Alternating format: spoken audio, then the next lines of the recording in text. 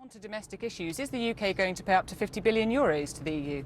We're still in negotiation with the European Union. I set out in my speech in Florence that no member of the EU 27 need worry that they would have to pay in more or receive less as a result of the for this current budget plan, as a result of the United Kingdom leaving, and that we would honour our commitments, and we're in negotiation with the European Union. I want to see us moving forward together. I want to see us moving into discussions on our future trade and security relationship.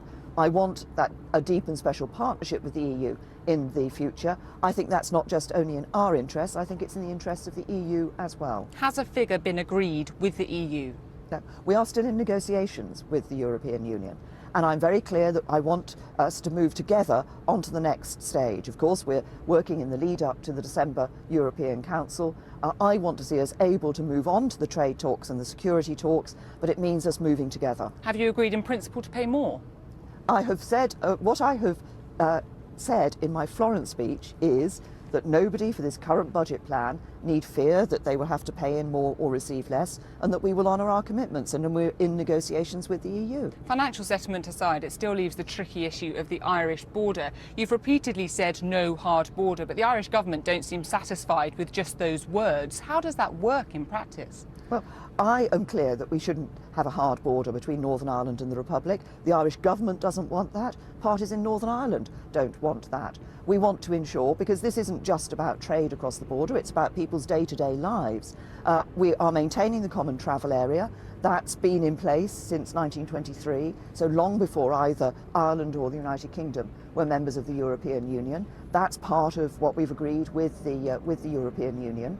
But we also want to ensure that trade between Northern Ireland and the Republic can continue, but also that trade between the Republic of Ireland and the rest of the United Kingdom can continue. I want to get onto those trade talks, but I'm very clear, no hard border. But it seems that everyone shares the same ambition, but there's still no practical solution, and the Irish government seem to suggest that could stop things moving on to trade. Well, but the practical solution is about trade. It's about the arrangements as goods across borders, and that's why it's so important that we move on to the next phase with the European Union to look at our trade relationship for the future and building that deep and special partnership, which will be important to Northern Ireland and the rest of the United Kingdom and the Republic of Ireland, but also important to the other members of the EU as well. What do you do if the EU say no trade talks come December?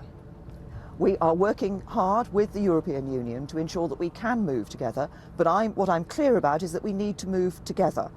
This is about us both agreeing that we move on to the trade talks and the security talks, because the next stage won't just be about our trade relationship with Europe, it will also be about our security relationship too. And if they say no, we walk away?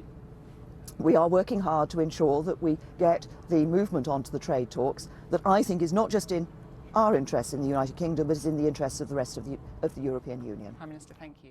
You didn't frankly have the balls to put country before party.